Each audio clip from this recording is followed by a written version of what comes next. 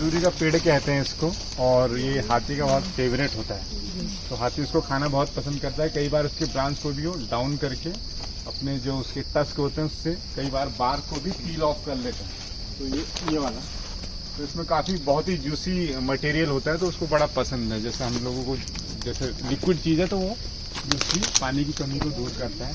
और जब इसके जो वो आते हैं जो छोटे छोटे बीज आते हैं तो कहते हैं ऐसा, और मैंने कई जगह पढ़ा है और अपने सीनियरों से भी सीखा है कि जब वो उसके आते हैं तो वो जो सिंदूर लगाती हैं महिलाएं शादी के बाद, तो वो प्योर जो होता है वो उसी से निकलता है। और अगर आप इसको लगाएंगे तो एक तो वो ठंडक प्रदान करता है कहते हैं, और दूसरा वो आपकी जैसे जो आप बाजार से आप खरीदते हैं तो वो तो बहुत उसमें अडल्ट्रेशन होता है, बहुत मतलब नकली होता है, तो ये प्योर कहते हैं इसको। तो ये भी हम गेस्ट को अगर वो गिरे हुए हैं फूल तो वो ऐसे लगा के आप उनको मतलब अनुभव करवा सकते हैं इस चीज़ का। इसीलिए कुछ कम्युनिटीज़ में क्या होता था कि सिंदूर जो है सिर्फ शादीशुदा लड़कियाँ नहीं लगाती थी, सभी लगाते थे। और टीका कहाँ लगाया जाता है, और इसको एकदम कॉन्सेंट्रेट रखने के लिए, ठंडक रखने के लिए इसको लगाया जाता है। आजकल हम कलर इस्तेमाल कर लें, दुर्भाग्य है, लेकिन इस्तेमाल किया जाता था इसका। और हाथी बड़े चाव से खाता है इसको, पत्ते, फिर इसकी जैसे हम गन्ना खाते हैं तो उसके डंठल को बहुत अच्छे से खाता है, पील ऑफ कर लेता है। साइकिक बटरफ्लाई है, उसका होस्ट प्लांट भी है।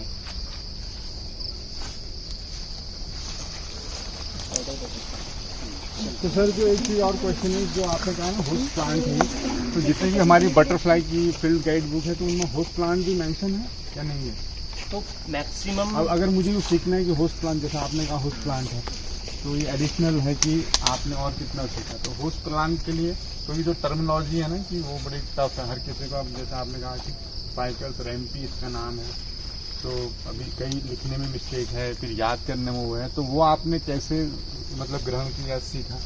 अरे तो ईमानदारी से ये बताओ, होस्ट प्लांट का किसको पता चला? होस्ट प्लांट क्या होता है? हाथ खड़ा करना, हमें तो अभी पता चला। तो होस्ट प्लांट का आपको पता नहीं चला क्या है? मैं चल दिया तो पूछा क्यों नहीं कि बताइए क्या बवाल बोला है आपने?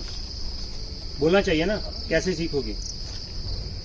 होस्ट प्लांट हो सकता है कि मतलब घर है उसका, नहीं, 5 लोगों ने हाथ खड़ा किया कि होस्ट प्लांट का पता है, पर 40 में से 35 लोगों को नहीं पता है ना?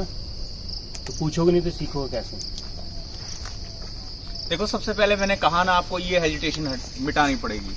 अगर आप ये हेजिटेशन नहीं हटाओगे तो बेटा आप सीख नहीं पाओगे। ठीक है, पूछो आप होस्ट प्लांट हुआ क्या भैया, हमें नहीं पता। ठीक है सर, क्या होता है होस्ट प्लांट? कौन बताएगा? घर है उसका जहाँ से वो स्टार्ट करेगा, मतलब या एग बनेगा, बटरफ्लाई एग देगी उसमें, फिर उसका प्यूपा बनेगा आगे, जो भी उसका मतलब जहाँ से वो पैदा हुआ है। सो बेसिकली ऐसा होता है कि बटरफ्लाई और जो मॉथ होते हैं वो जब बड़े होते हैं तो खुद क्या खाते हैं? वो खा पाते हैं? वो पीते हैं। बड़े होने के बाद तो सर वो जैसे मिनरल सॉल्ट मड पडलिंग से पीते ही है सब, ऐसा कुछ खा नहीं पाते ना। प्रोबोसिस होती है जिसके थ्रू वो पीते हैं। पर जब वो अंडे देते हैं और अंडे दे के जब उनके कैटरपिलर निकलते हैं, है ना, हिंदी में आप सुंडी बोलो, एंडी बोलो, कंबल पेड़ा जो बोलो, निकलता है, तो उसको वो पर्टिकुलर प्लांट पे ही एक अंडा दिया जाता है कि मैं इस वाली स्पीसीज पे अंडे दूंगा। अब जैसे कॉमन जेजेबल एक बटरफ्लाई है, कॉमन जेजेबल अपने अंडे देती है बकैन पे। क्यों देती होगी बकैन?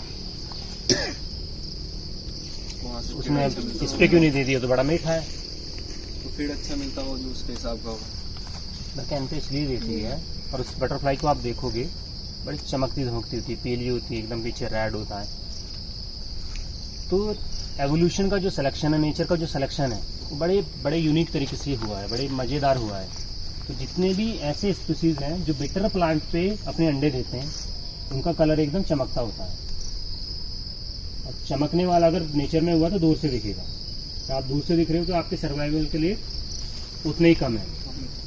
पर मैंने टेक्निक ये बनाई है कि मैं सज धज के रहूँगी, चमकता हुआ रहूँगी। जो मेरा खाना है वो कड़वा होगा। अब मुझे कोई खाने आएगा तो मैं कड़वा हूँ, कोई नहीं खाएगा। इस तरीके से सिलेक्शन होता है कि मुझे मेरा कलर क्या है, कौन सी स्पीसीज पे मुझे एग ले करना है। टाइगर बटरफ्लाई है, कड़वे पौधे पे अंडा देती है, कोई नहीं खाएगा। फिर कुछ ऐसा होता है कि पक्षियों का मिमिक करना सुना होगा सभी ने ना। क्या होता है मिमिक करना? उनकी हूबहू आवाज़ें निकालना। पर ये जो मिमिक्री करती है बटरफ्लाई या मॉथ, ये बॉडी की जो मार्किंग होती है, जो रंग होता है उसकी मिमिक्री करती है। कि कोई बटरफ्लाई टाइगर बटरफ्लाई जैसे अपना रंग बना लेगी, पर अंडे मीठे प्लांट पे देगी। अब सबको पता है कि टाइगर कड़वा होता है, तो टाइगर के धोखे में उसको भी कोई नहीं खाएगा। देखिए ना नेचर ने किस तरीके से अपने आप को ढाला है, बनाया है। और एक और अच्छी गाइड की आदत होनी चाहिए कि जो भी बताया जा रहा है क्रॉस चेक किया जाए जाके, भरोसा नहीं किया जाए। मैं ये नहीं कह रहा हूँ कि भरोसा नहीं किया जाए, पर आपको क्रॉस चेक करना चाहिए। आज जो आपको बता रहा है सच्ची जानकारी बता रहा है, गलत जानकारी बता रहा है, और जब आप एक्सप्लोर करते हैं जाके और बहुत सारे फैक्ट दिखते हैं। सर जो आप कह रहे थे ना मिमिक्री करती है, जैसे ड्रोंगो तो करती है तो हमको सुनाई देता है कि ये ओरियल कर रही है, तो ये मिमिक्री जब करती है तो पंख को समझ में नहीं आया कि कैसे। एक क्वेश्चन मेरा भी था, मिमिक मतलब mimic in the sense of जब बर्ड्स की बात की जाती है तो वो आवाज में मिमिक करते हैं, बट बटरफ्लाईज के लिए इसके लिए कोई अलग टर्म्स यूज की जाती है कि हम उसको भी मिमिक में ही लेंगे? मिमिक में ही लेंगे, मिमिक में ही इन जनरल कहा जाता है। और वो कलर जो होते हैं वो वैसे आप मानिए कड़वे हो, है ना, और मुझे चाहिए कि मैं मीठे पेड़ पौधे से अपने उसको पालूं, तो मैं आप जैसा शक्ल रूप धारण कर लूंगा। तो वो कर लेती है बटरफ्लाई पर्टिकुलर टाइम के लिए करती है या परमानेंट? जब हम क्लास में होंगे मैं कोशिश करूंगा कि बटरफ्लाई का सेशन हो, मैं बताऊंगा 2 स्पीसीज जो आपस में करती है ना। इसमें मौत करती है बटरफ्लाई? दोनों करती हैं, बटरफ्लाई में ज़्यादा है, मॉथ में कम है। और इसीलिए जो हमारे माइक्रो हैबिटेट होते हैं ना, छोटे छोटे, तो बड़े इंपॉर्टेंट होते हैं। जो होस्ट प्लांट होते हैं, अब होस्ट प्लांट सभी को समझ में आया है ना, कि बटरफ्लाई जिस पे अंडा देती है वो होस्ट प्लांट है। और बटरफ्लाई इसलिए अंडा देती है क्योंकि उसका जो कैटरपिलर है उसी पर्टिकुलर स्पीसीज को खाएगा। कुछ स्पीसीज में ऐसा होता है बटरफ्लाई और मॉथ में कि जो होस्ट प्लांट है मल्टीपल हो सकते हैं, कि वो रोहनी पे भी अंडा दे रही है, वो कड़ी पत्ते पे भी अंडा दे रही है, और वो जाके बलेरिका पे भी अंडा दे रही है, बहेड़े पे भी अंडा दे रही है। कुछ स्पीसीज होती हैं ऐसी होती हैं जो सिर्फ एक ही स्पीसीज पे अंडा देती है। जैसे एक मॉथ है, वो जॉबस्टियर करके एक पौधा होता है, घास होता है जो जिनमें भी है, उसी पे अंडा देती है। तो जो मल्टीपल अलग अलग स्पीसीज पे अंडा देती है उसको पॉलीफिगस कहा जाता है, और जो एक पे देती है उसको मोनोफिगस कहा जाता है। आप देखिए कि वो पूरे तंत्र का हिस्सा है। बटरफ्लाई खत्म हो गई तो पौधा खत्म हो जाएगा, वो पौधा खत्म हो जाएगा तो वो बटरफ्लाई खत्म हो जाएगा, जुड़ा हुआ है ऐसे ही ना, चैन के साथ। तो इसीलिए जो माइक्रो हैबिटेट होते हैं, छोटी छोटी चीज़ें होती हैं, हम ऐसे लांग जाते हैं, नगर जाते हैं, अब समझते नहीं।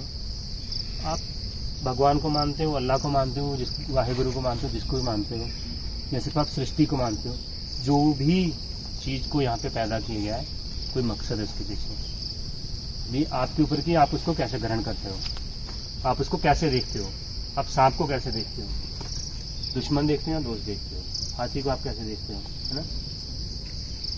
ये सर जैसे आपने कहा ना हर किसी का मकसद है, तो मैं आपसे पहले भी पूछा था, अब जो कॉकरोच है हमारा, जो घरों में छोटा कॉकरोच, बड़ा कॉकरोच, उनका क्या रोल है नेचर में? क्या हमें उन्हें मार देना चाहिए अगर वो मेरे बिस्तर में आ रहा है? कॉकरोच, चूहा, सांप है ना, एक कल के लिए आपके लिए सवाल है, एक्सप्लोर करके आइए कि क्या रोल है ना। ये सुना था कि कॉकरोच है परमाणु हमले में भी बच जाएगा, तो कल आप एक्सप्लोर करके आइए कि ये कुछ लोग बोल सकते हैं यार मच्छर का क्या काम है, गंदगी को क्लीन करने का काम कर रहे हैं कॉकरोच। और एक्सप्लोर करिए आप, है ना, कितने आपको निकलते हैं।